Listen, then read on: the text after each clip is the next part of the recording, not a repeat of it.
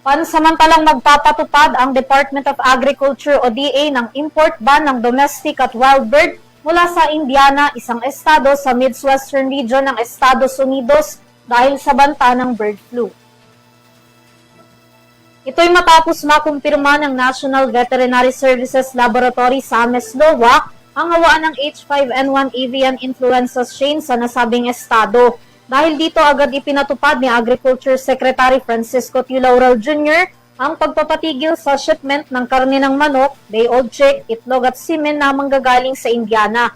Batay sa kasunduan ng Pilipinas at Washington alinsunod sa 2016 Bilateral Animal Health, may pahintulot ang desisyon na nagdedeklara ng statewide ban. Sa ilalim nito, sususpindihin ang pagproseso at pag-i-issue ng sanitary and phytosanitary import clearances. Gayunpaman ang mga kargamentong naibaba na sa mga pantalan bago mailabas ang direktiba ay tatanggapin pa rin ng Pilipinas.